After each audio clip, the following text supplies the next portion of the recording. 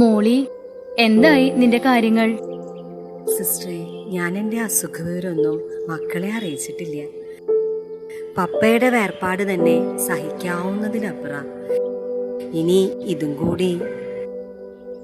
ജോലിക്ക് കയറാൻ സമയമായി, ഞാൻ പോട്ടെ.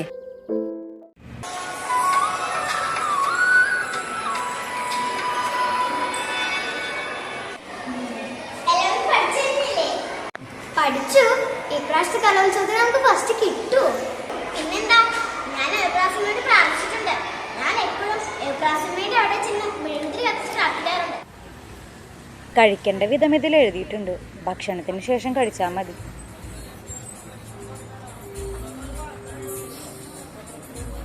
അപ്പ ഞാൻ ആരാവണം അപ്പൻ്റെ ആഗ്രഹം? മോള് പഠിച്ചൊരു വലിയൊരു ഡോക്ടറാകണമെന്നാണ് എൻ്റെ ആഗ്രഹം. അതിനുള്ള കാശൊക്കെ അപ്പൻ്റെ ഉണ്ടാ?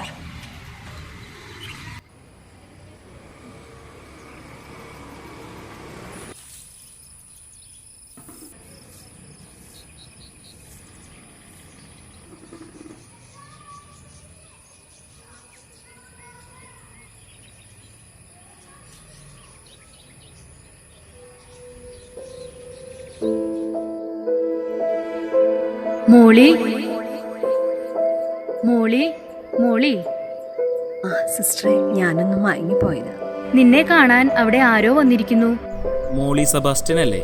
അതെ, ആരാ? ഞാൻ സലീം, ചാവക്കാട് നിന്ന് വരാം. ഞാൻ ദുബായിലാണ്. ഞാനും എൻ്റെ ഭാര്യയും അവിടെ സെറ്റിൽഡാണ്. വിവാഹം കഴിഞ്ഞിട്ട് 15 വർഷം കഴിഞ്ഞു. മക്കളില്ല. അങ്ങനെ ഇരിക്കുമ്പോഴാ ഒരു സ്ത്രീ ഞങ്ങളെ കാണാൻ വന്നത്. ആ സ്ത്രീയാ എന്നോട് നിങ്ങളെക്കുറിച്ച് പറഞ്ഞത്. നിങ്ങളുടെ മകളുടെ പഠനത്തിനു വേണ്ടി ഒരു സഹായം ചെയ്യാൻ പറഞ്ഞു. അടുത്ത ലീവിന് തന്നെ നിങ്ങളെ വന്ന് കാണാനും പറഞ്ഞു. അതുകൊണ്ടാ ഞാൻ ഇവിടെ വന്നത്. അല്ല, ആരാ സ്ത്രീ? പേര് പറഞ്ഞില്ലേ? പേര് ഞാൻ മറന്നുപോയി. വൈഫിനറിയാം. അല്ല, നിങ്ങളുടെ ആ പ്രാർത്ഥന ഹാളിൽ വച്ചിരിക്കുന്ന ഒരു പ്രതിമയ്ക്ക് ആ സ്ത്രീയുടെ അതേ മുഖം. ചിലപ്പോൾ എനിക്ക് തോന്നിയതായിരിക്കാം, പക്ഷേ അതുപോലെ തന്നെയുണ്ട്. പിന്നെ ഒരു കാര്യം കൂടി പറഞ്ഞു, നിങ്ങളുടെ അസുഖത്തിൻ്റെ കാര്യം. അതും നമുക്ക് ശരിയാക്കാം. എങ്കിൽ പിന്നെ ഞാൻ പോകട്ടെ.